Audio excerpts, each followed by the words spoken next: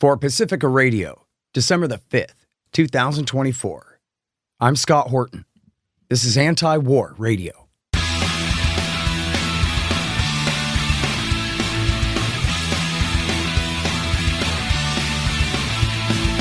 All right, y'all, welcome to the show. It is Antiwar Radio.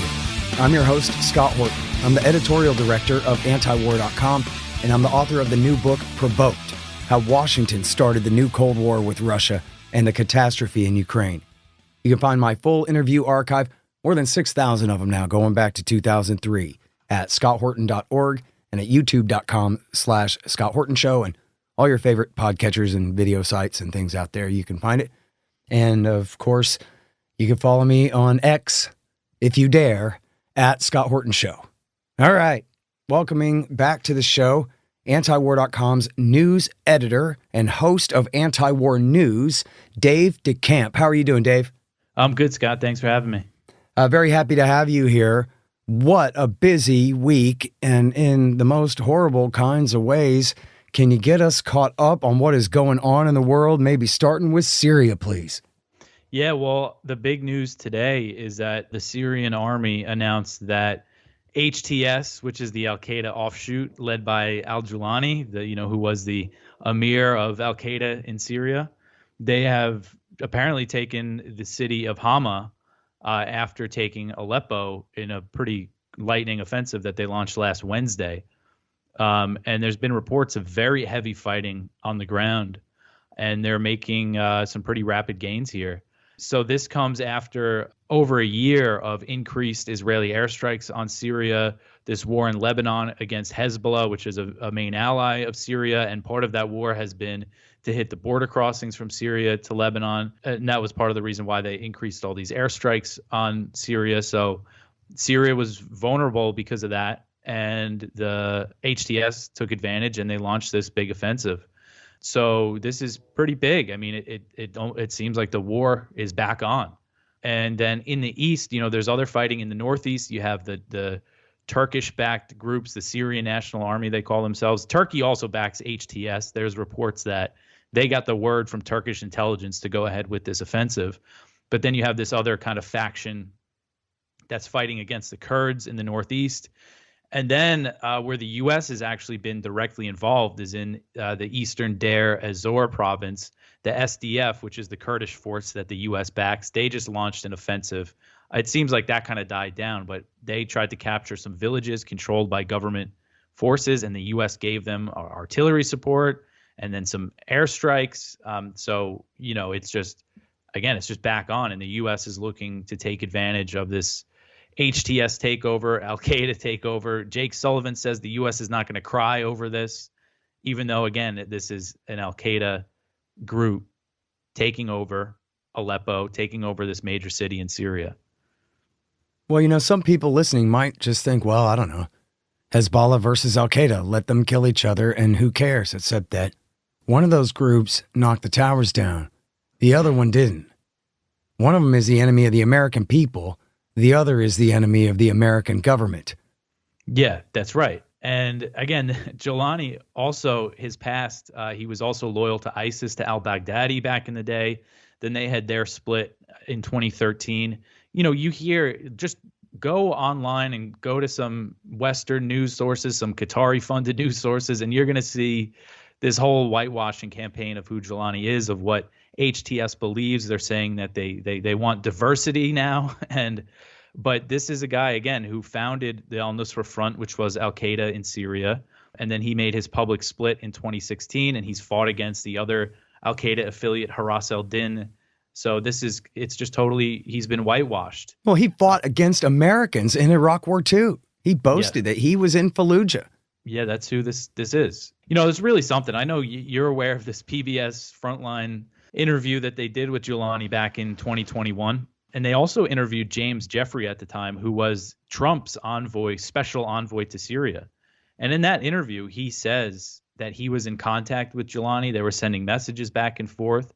Jawlani's message was, "Oh, we don't want to fight you." And then, he would say back, basically, "That sounds good. We're not going to mess with you." That's what the U.S. was telling him. Yeah. And you really got to wonder if the War Party listens to this show. Because, I used to make fun of them for years, saying, look, man, Bashar al-Assad, you can say whatever you want about him, but he wakes up in the morning and shaves his chin and puts on a three-piece suit, which goes to show that he ain't a bin Ladenite. And that is what is at issue here.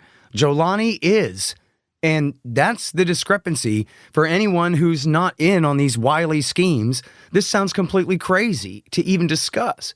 But what'd they do? Martin Smith dressed him up in a three-piece suit and interviewed him for Frontline. And I properly barbecued Martin Smith on these very airwaves for it. For half an hour. He almost cried. Now, how dare he dress him up in Western clothes and tell everybody he's not Al-Qaeda anymore? Somebody said to me this morning on X, oh, he renounced Al-Qaeda. No, he did not either. What are you talking about? I've seen that interview that he did with Al Jazeera, and he doesn't say anything about renouncing Al-Qaeda in that interview just because the American War Party says so. And Dave, please explain to me and to the audience, it's so confusing. Why would the American War Party prefer Al-Qaeda to the Shiites? Dave Decamp from Antiwar.com. Well, so we have a report up on the page today based on a few things that were reported this week by the New York Times and Reuters that apparently the U.S. has been making some offers to Assad over the past year. And they said this was part of a two-pronged approach with Israeli airstrikes, ramped up Israeli airstrikes, and then these diplomatic offers from the U.S. And some of these offers included pulling U.S. troops out of Syria and lifting sanctions. And what did they want Assad to do? They wanted him to cut ties with Iran. They wanted him to end his alliance with Hezbollah because they wanted to disrupt the weapon shipments that go through Syria. And why do they want to do that? It's because that's what Israel wants. That's one of the main reasons why the U.S. has stayed in Syria.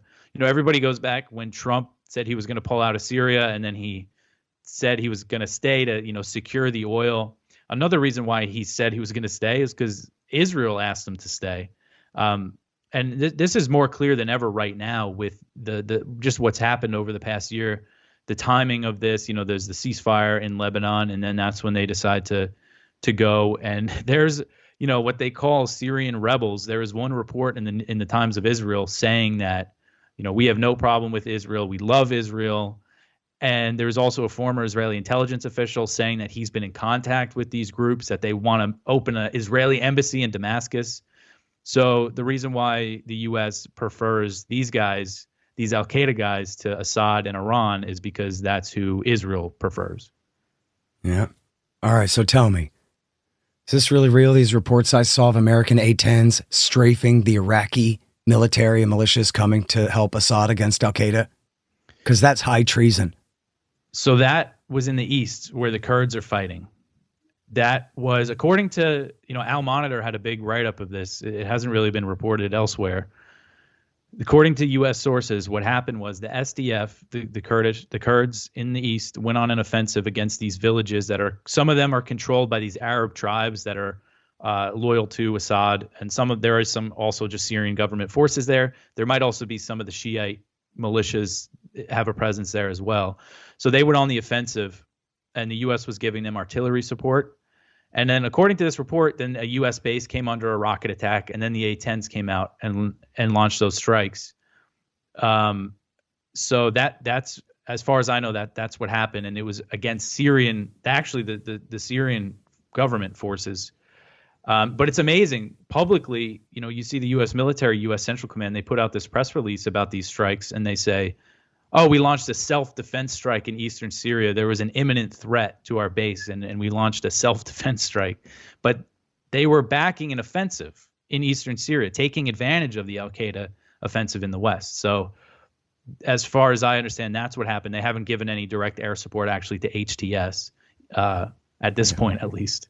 Man, those Kurds playing the enemy of my enemy right now. Al-Qaeda is making major advances against the government. Al-Qaeda that has murdered the hell out of these Kurds for years. And they go, oh, good.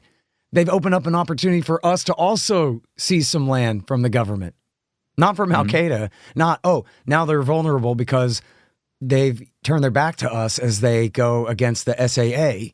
But let's also go against the SAA right now and get away with some murder while our Al-Qaeda enemies are also getting away with murder.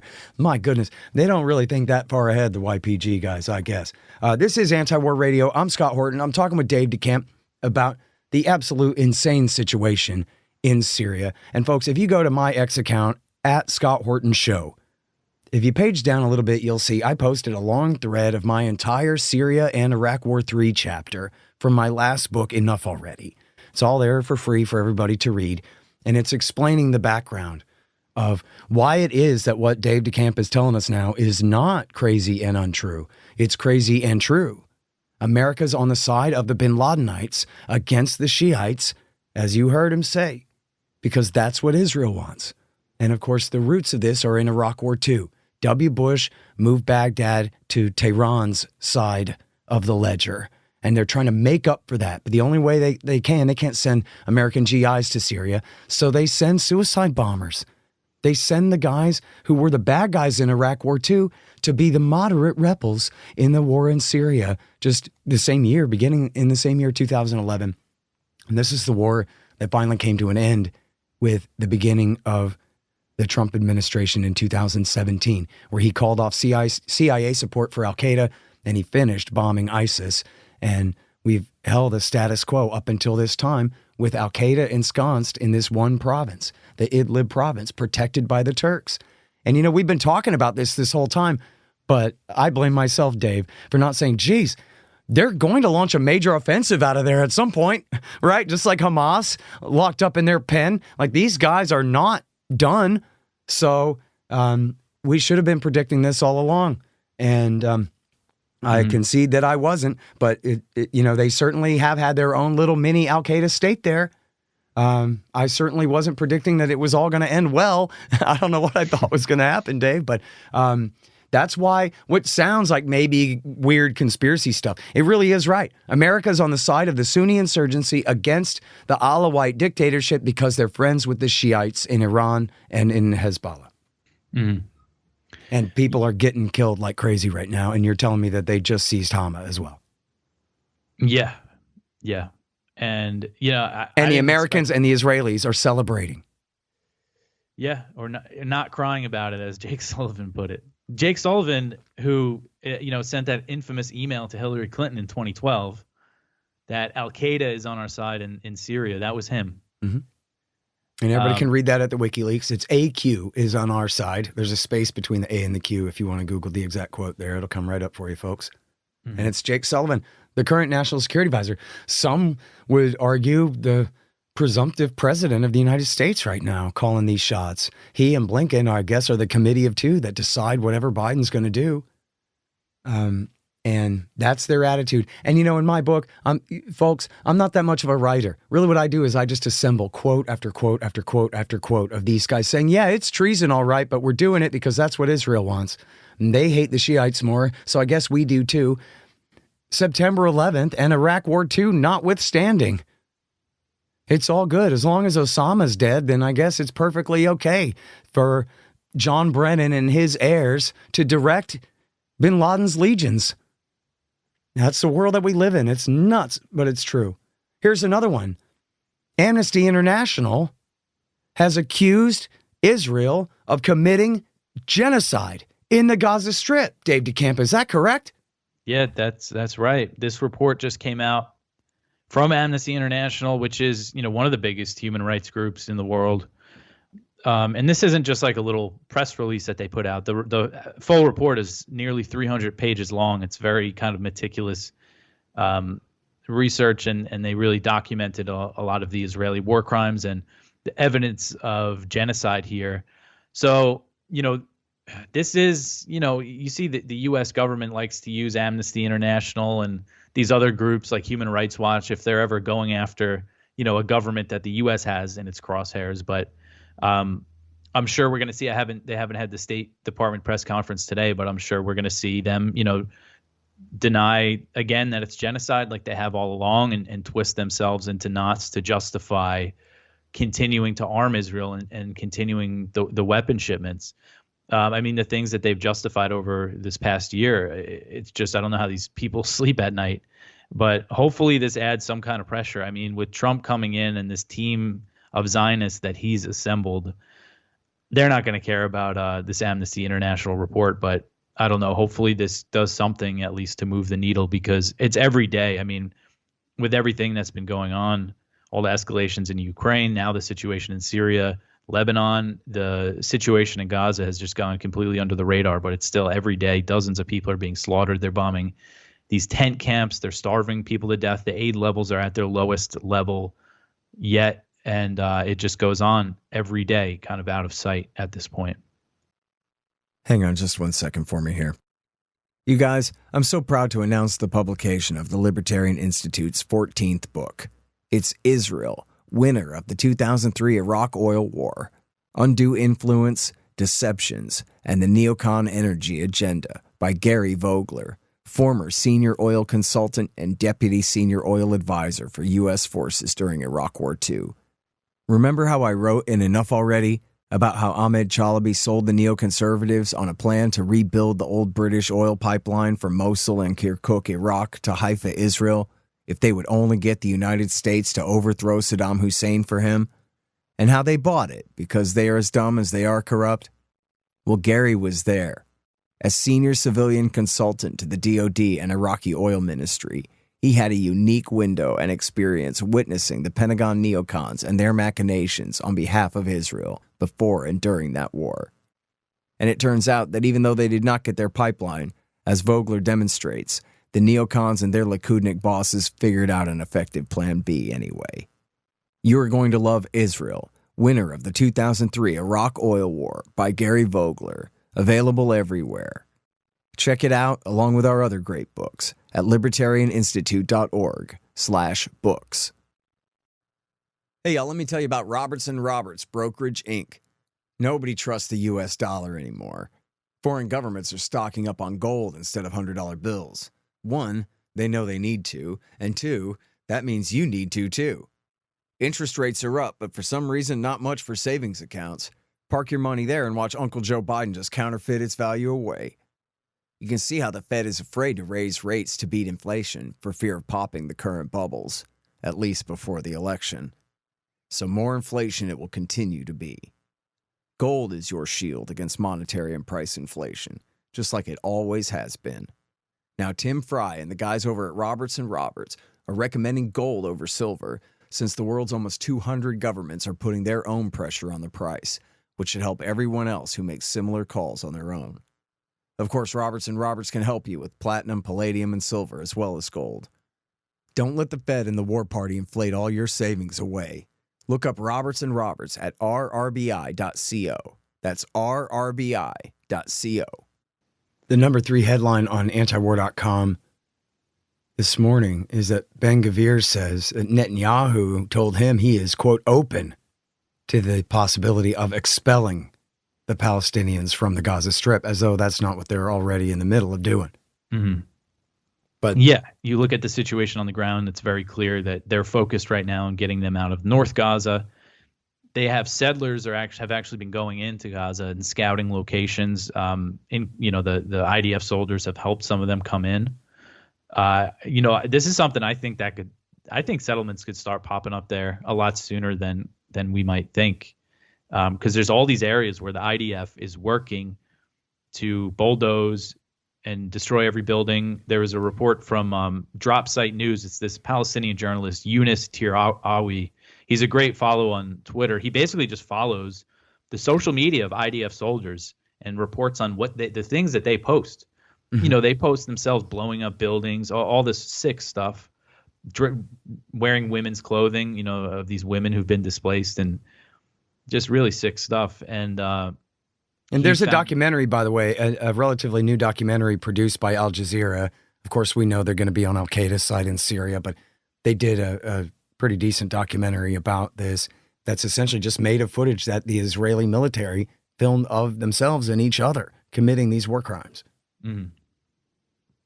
Yeah, I've heard some people say, it's like, imagine if they had like TikTok in the concentration camps during World War II. I know. It is like that. It is absolutely sickening what they do. And killing whole families at a time. Anybody who just looks at X at all, click on a couple of things with Gaza so that the algorithm recognizes that you're interested at all. And man, it is a horror show out there. And like, just one yesterday, you could imagine like a whole giant magazine article being written about this if it was an anecdote from World War II or something, right? It's this long march of people being, cleansed, as they call it, being forcibly displaced. And this guy's standing there filming the parade of people coming. And then a sniper just shoots him. And there's even in the crazy, video footage, you can see the drops of blood flying in the air as he gets hit with a rifle round and falls to the ground. I don't know if he died or what. Nobody knows. Nobody cares. Mm-hmm. Not here. And it's just, and this goes on all day. Everybody, imagine the Waco massacre. What if Bill Clinton did a Waco massacre every day? Day after day after day after day for more than a year. That's what they're doing. Some days it's worse than a Waco massacre. That's 86 people, civilians, Texans, Americans, same thing. Every day, what they're doing to those people, it is just sick. It is just sadism. And I think, it's got to be just the cognitive dissonance that if they're so evil, then how come we're on their side? So it must not be that bad. And you know what I mean? People got to rationalize somehow. When in fact, what Israel is doing, they are demonstrably the most sadistic and brutal and criminal regime on the face of the earth, without any comparison. The closest might be the Chicoms, just because they have a single-party dictatorship over so many people and have a very brutal regime when it comes to a lot of their law and order, so-called. But the other runner-up would be Washington, D.C., and who's underwriting and aiding and abetting every bit of this. Yeah, I mean, that's the thing about this genocide report. This is not possible without all those U.S. weapons and political support and votes at the UN and everything that Joe Biden's given to them over the past year. And to go back to what that Palestinian reporter who follows the social media, he found out that there is a private Israeli company that works on settlements in the West Bank, currently bulldozing everything that they see in North Gaza. So again, the implication there is that this is a company that builds settlements, and they're doing a lot of the demolition work now. You could get a job working for them. An Israeli civilian can go work for them. So these settlements, and this is what it's the U.S. is funding, and your tax dollars are funding, and is this conquest, this takeover of Gaza that guys like Ben-Gvir want, that these settler leaders want. This woman, Daniela Weiss, she's the leader of the Nasrallah movement, who's just, wants all the Palestinians, all the Arabs dead, or, get rid of them all so we could build these settlements. And, by the way, she's the same lady. I'm glad that she's making herself, I regret that it's in this fashion, but I'm glad she's making herself a public person, again, more to remind us who she is. The same lady, Daniela Weiss, she's the one who explained how back in the 1970s, as soon as they seized the West Bank, she worked, I'm 99% on this, Dave. I'm almost certain that she said she worked with Ariel Sharon, whatever his rank was at the time, to plan where they would put the very first Israeli Jewish colonies on the West Bank in order to divide it, to prevent there from ever being a Palestinian state from the very beginning. And firsthand source posting about that was the role that she played then. And I mean, that's what she's saying. She's been saying, we're going to do the same thing in Gaza that we did in the West Bank. We're going to start just with a little camp, near one of the military bases. And then it's going to turn. And then all of a sudden there's going to be a kitchen in the camp. And then there's going to be a house. And then there's going to be kids. That's right. And then creating facts on the ground, they call it. Yeah. Yep. She says she has 400 families that are ready to go. There's people camped out at the fence. Okay. So listen, everybody, it's Antiwar Radio. I'm Scott Horton. I'm from Antiwar.com, and so is Dave Decamp. He's our news director and host of Anti-War News. And we're talking about what's going on in the Middle East here, obviously. And this is where we get back to where we started in Syria. And I hope that this makes sense to people, even though it's a convoluted, crazy mess. But this is the root of our whole project here in this millennium so far. It's all based on the doctrine of the clean break that Richard Pearl and David Wurmser wrote for Benjamin Netanyahu in 1996. And it said, our problem is that Iran uses Syria to arm and support Hezbollah. And what we want to do is we want to be able to steal all of Palestine without having to worry about Hezbollah on our northern flank causing us a problem while we're busy killing and stealing land from the Palestinians. We need to neutralize that threat on the northern border. That was the name of the game. That was what it was all about. And so to complete that, what they said we should do is what Netanyahu and America eventually should do, because these are the men who guided W. Bush into Iraq later on, is to focus on overthrowing Saddam Hussein in Iraq. Because then somehow through lies and magic and stupidity, this was never going to work. But they believed that they would have dominance over the Iraqi Shia, which is where Shiite Islam originates, and its highest leaders are down in Najaf, not in Iran. And we go to those Shiite clerics and we'll tell them to tell Hezbollah to stop being friends with Syria and Iran and to be friends with Israel instead. And that will neutralize the Shiite threat on Israel's northern border so they can finish stealing Palestine without having to worry about their northern flank. Well, how'd that work out? What have we been studying for a year here, everybody? The Israelis killing the Palestinians and stealing their land and having to deal with rockets and missiles coming in from Hezbollah on their northern flank. So obviously it didn't work, did it? David Wormser and Richard Pearl, they failed. What they did instead was they empowered Iran. They gave Baghdad to Tehran, not to Tel Aviv. And so ever since then, they made Hezbollah and Syria and Iran far more powerful. And of course, W. Bush did this at the encouragement of Benjamin Netanyahu. Who are Richard Pearl and David Wormser? They're Benjamin Netanyahu's agents in America. That's who they are. That's who they wrote the program for in the first place, was for him. And so that's where we come full circle. Now you understand why America is backing bin Ladenite suicide bomber, head chopper, lunatic maniacs in Syria right now. It's because they hate the Shiites more because the clean break didn't work. And they only empowered their rivals, not our enemies, their regional rivals, to a massive degree by handing Baghdad over to them and their friends. And so now they're trying to make up for it. It's the same story since 2011. And now there was a ceasefire for a while, and now it's back on again. And all why? So that the Israelis can finish land rustling. That's all it is crime. It's like, if you're my age, I'm almost 50. I was raised on the A-Team. And the plot of every episode of the A-Team is somebody's trying to steal land from a good man. And the A-Team comes and protects him. It's like the Ronin or whatever. Well, that's who the Israelis are. They're the bad guys. They're the land rustlers.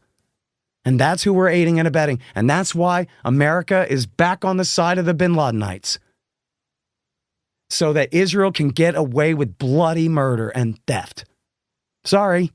That's the history of the last 20 years of American foreign policy over there, 25 years.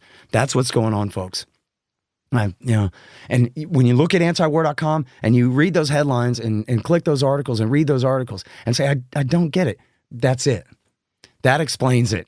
Why all these absolutely nonsensical things like Americans cheer as Al-Qaeda takes on secular dictator actually do fit in this puzzle. And so I'm sorry to break it to you, but that's, and look, I've been at antiwar.com for 20 years, so that's why I know all this stuff. We've covered it all along, and that's what it is. And then that's why I got to read headlines today, like Amnesty concludes Israel is committing genocide, and Israel strikes on al-Masawi safe zone, killing 20 Palestinians, cowering in a tent. And we got to read this stuff every day. That's why. That's what it's all about. It's the clean break and its failure. So I ought to come up with a question for Dave. Dave, tell me what's going on in Ukraine. I see headlines that say the Americans insist that they must lower their conscription age. Again, more. Yeah, this is really something. You know, we saw these reports recently that the U.S. was pressuring Ukraine to lower their conscription age from 25 to 18. They want them to start drafting 18-year-olds. And this comes, at a time when there's no path to Ukrainian military victory. They just want to keep the war going. They just want to basically escalate it as much as possible before Trump comes in. And it also comes after there was a Gallup poll that for the first time found the majority of Ukrainians, 52%, want peace talks to end the war with Russia. So I was really surprised yesterday. I mean, I know Blinken is Blinken, but I just didn't expect them to say something like this publicly. This was at in an interview. He's over in Brussels for a NATO foreign ministers meeting, and he's saying, "Oh, Ukraine's got to send younger people into the war," as if right now the thing that Ukraine needs to do is go send more people to die in this war. But that's what the U.S. is pushing for. They've done all these escalations with the long-range strikes, the anti-personnel mines, which they're sending them to Ukraine specifically for use in Russia, in Kursk. Biden's trying to get another $24 billion to spend on the war. Johnson said no, the House Speaker. So it doesn't look like that's going to go through. And, we'll see. I mean, there's about a month and a half left. I think it's pretty clear that Putin's going to wait to see what Trump is going to do before there's any big response to these strikes that have been happening in Russia. And, hopefully, this guy, Keith Kellogg, who Trump has appointed to be his envoy to the war, he's a Russia hawk. And he's been writing about how they can end the war. But a lot of these proposals don't seem like anything Russia would go for at the moment. But hopefully Trump coming in just cools things down 2 days ago. I mean, there's real logic to only Nixon can go to China. Everybody knows Nixon is such an anti-communist. No one can call him a communist. So he can make a deal even with Mao Zedong. That's the way the dynamic works there, the social psychology of the situation, if the president is willing to insist that that is their role to play. But geez, I mean, Secretary Rubio, what's the best case scenario there, David? Ain't too good, man. Yeah, I would imagine whatever Trump's agenda is, Rubio's going to try to advance his agenda, the neocon agenda, essentially. Absolutely. All right, you guys. Well, we're out of time for today, but that is the great Dave Decamp. He is our news editor at Antiwar.com, and he is just on top of everything that you need to know every day, and including also on his great podcast, Anti-War News. Thank you, Dave. Thanks, Scott. All right, you guys.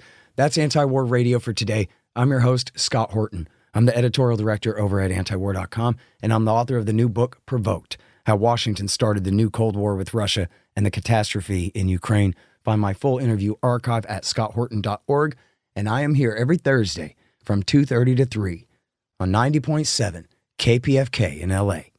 See you next week.